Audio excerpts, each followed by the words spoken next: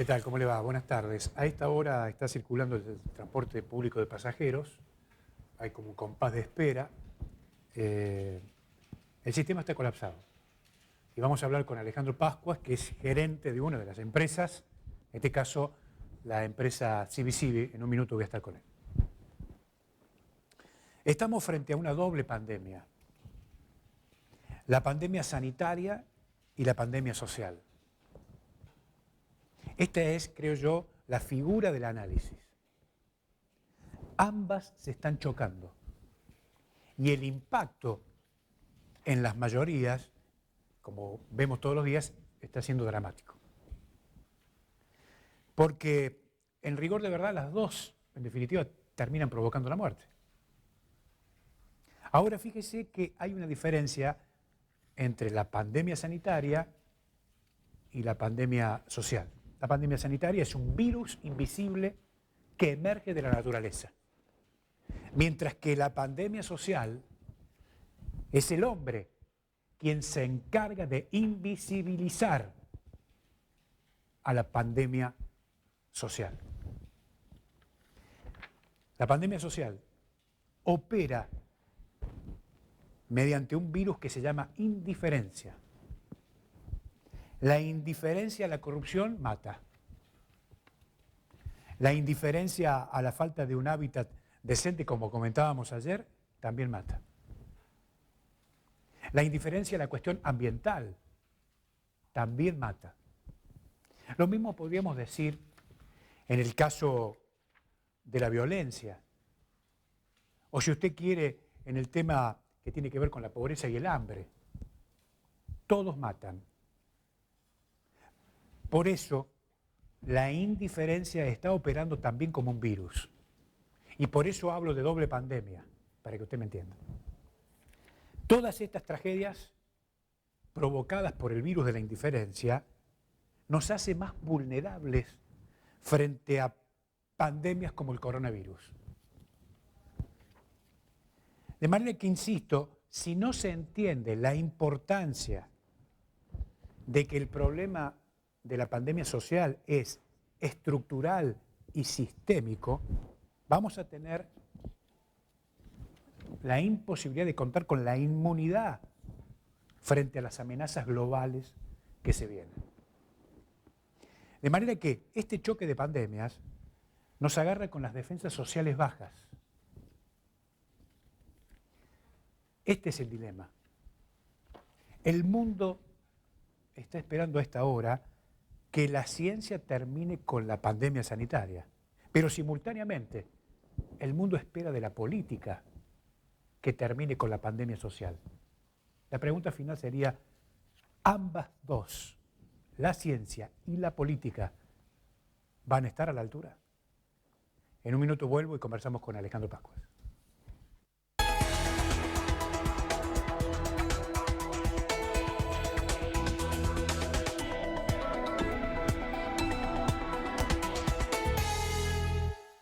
Gracias, director, muy amable.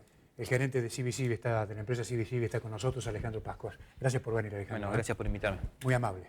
Bueno, se ha reanudado la actividad a partir del mediodía, ¿no es cierto? A partir de las 12 del mediodía estamos trabajando ya todas las empresas. Bueno, se culminó el tiempo, digamos, del paro. Está muy bien. En medio del conflicto usted decidió seguir trabajando. Sí. ¿Por qué tomó esa decisión? Bueno, básicamente la decisión fue tomada por una situación de conciencia social. Nosotros entendíamos que ayer, digamos, a la hora que iniciaba el conflicto, que era 12 del mediodía, digamos, era por 24 horas, había demasiada gente en la calle, gente que se había trasladado a un servicio público al centro de la ciudad, y entendimos que teníamos que mínimamente prestar un servicio de emergencia para que esta gente pudiera regresar a sus hogares. Así que, bueno, lo intentamos hacer. Bueno, tuvimos algunos problemas, algunos coches que fueron agredidos con piedras, Miguelito, siempre está este problema, digamos, de gente que no entiende, digamos, o no respeta el derecho a trabajar, en primer lugar, y el derecho a transportarse de los usuarios. Claro, entiendo. Ahora, ¿le podemos explicar a la gente que nos está viendo cuál es técnicamente y didácticamente, por eso le pido una explicación didáctica en la medida de sus posibilidades, ¿cuál es el núcleo del problema que tienen hoy las empresas? Sí, bueno, mirá, como sabía que por ahí el tema iba a girar por ahí, me traje un machete como para poder contártelo, que después te lo voy a dejar para que ¿Cómo no? puedas por ahí ver más tranquilo. Bueno, básicamente el sistema de transporte público está colapsado. Los egresos superan ampliamente los ingresos y hoy particularmente, sin recaudación genuina o con una recaudación genuina que ha caído en un 90%, los subsidios que el Estado provincial y nacional aportan al sistema no alcanzan para cubrir siquiera los costos del pago del salario o el pago del combustible. Yo me traje acá unos números, armé una empresa tipo de 50 unidades, que es lo que básicamente normalmente se prepara para un estudio de costos y demás. Sí. Y para contarte que de subsidios entre Estado provincial y nacional, una empresa de 50 únicos percibe alrededor de 8.700.000 pesos. Sí. Para 50 unidades, 8 millones. Exactamente, 700.000 pesos. Sí. Normalmente se tiene 3 operarios por unidad, por lo tanto estamos hablando de una empresa que necesitaría 150 personas para estar trabajando. Sí. El costo laboral total hoy de 150 personas en una empresa tipo de 5 años, 6 años de antigüedad, esto puede variar un poquito más o un poquito menos, ronda los 14.500.000 pesos. O sea que, como podrás ver, directamente no alcanza para cubrir el costo de... De esos 8 millones serían el 50% de los salarios, digamos. Exactamente. Se podría cubrir eventualmente, digamos. Exactamente. Y tenemos aquí también incluido el tema del combustible. O sea, Sí. 11 millones de salario y 3 millones aproximadamente de combustible, trabajando reducido como está trabajando en este momento. Entonces, claramente, sin recaudación, el sistema está quebrado. O sea, técnicamente está quebrado. De ahí la imposibilidad del pago de los salarios, de ahí la imposibilidad de poder cumplir con los proveedores, de muchas cadenas de pago ya están cortadas, la imposibilidad de cumplir con los compromisos bancarios, la imposibilidad de cumplir y de pagar las cuentas con AFIP, y bueno, y todo lo que significa mantener una estructura trabajando. Para que la gente tenga idea, yo te cuento, los salarios en una empresa representan aproximadamente el 45% del costo total de egresos.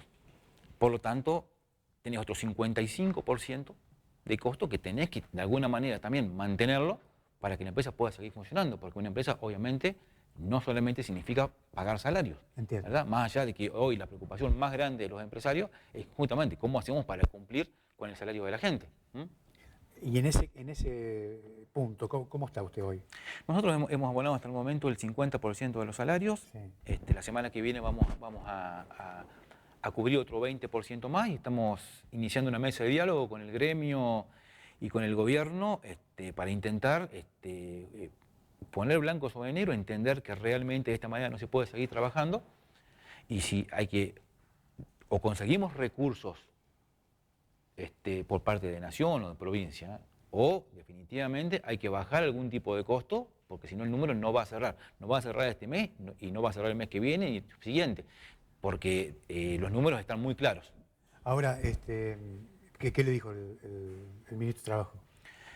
Bueno, así cuando estuvimos en una reunión, participaron muchas empresas, estuvo el gremio también, estuvo el ministro de Trabajo, estuvo el secretario de Transporte también de la provincia.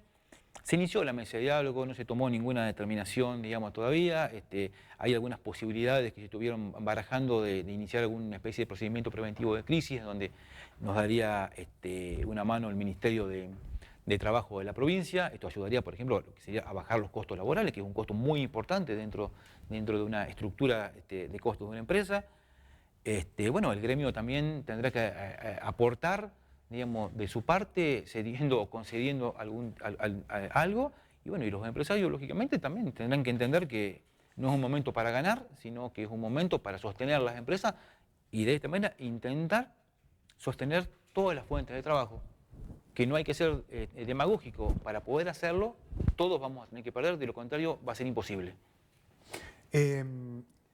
Un tema que es central, me parece a mí, que es la renovación dentro del sistema, la renovación de las unidades, que es un punto clave. ¿Cómo se resiente este mecanismo Bien. como consecuencia del impacto de la crisis? Te cuento, porque también me traje un numerito. Sí. Todo lo que hablamos normalmente en las reuniones es al punto de la desesperación, digamos, que se tiene hoy desde el empresariado, que se habla del gasto corriente. O sea, del flujo de ingreso y egreso de un mes. ¿Cómo hacer para cerrarlo? Pero en muchas ocasiones nos olvidamos lo que para mí es más importante, que es cómo recuperamos el capital de trabajo. Las unidades de transporte de pasajeros son el capital de trabajo de cualquier transportista. Para que te des una idea, una empresa, un ómnibus de transporte urbano de pasajeros está alrededor de los $130.000, que serían alrededor de 8.700.000 pesos. Se amortizan en 5 años, o sea, en 60 cuotas, 60 meses. Lo que te da por mes 144.625 pesos. Por 50 unidades que tenía esta empresa tipo que estuvimos hablando, una empresa tipo de 50 unidades debería a fin de mes tener 7 millones de pesos libres, disponibles para poder reinvertir en parque móvil. Y hoy estamos hablando de que no podemos pagar los salarios y no podemos cumplir con los proveedores. Bueno, así que imagínate que el sistema se está destruyendo y que es crónico de una muerte anunciada. Va a llegar un momento que las unidades no van a funcionar más y no va a haber quien pueda reinvertir. Alejandro, cuando usted hace esta descripción, me imagino que usted se para frente a los funcionarios, frente a los señores de la política, ¿qué expresión tienen? ¿Sí? ¿Entienden lo que está pasando o no? Bueno, yo creo que ¿Usted cree, pero más allá de los nombres, digo, en general, ¿usted cree que la política está entendiendo esto? No, por supuesto, no vamos a dar, no voy a dar ningún nombre porque esto que nos sucede aquí en la provincia de Jujuy también sucede cuando vamos con FATAP a Buenos Aires. Claro. ¿Ok? Sí, claro, claro. O sea, es el mismo problema. Es no poder entender cuán complicado es mantener la estructura de costos de una empresa de transporte y no poder entender que si no se tiene un estudio de costos serio de un sistema, es imposible saber cuáles son los recursos necesarios para que este sistema funcione y funcione bien.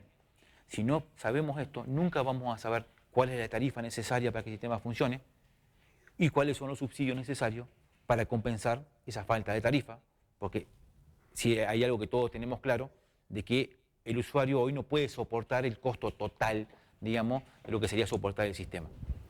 Pero si no sabemos o no tenemos claro cuál es el número del cual partimos, siempre estamos dando vueltas y tirando millones al aire de manera nominal y no sabemos contra qué lo tenemos que comparar. Ahora, cuando el Estado te dice, mira, tengo tanta plata y no tengo más.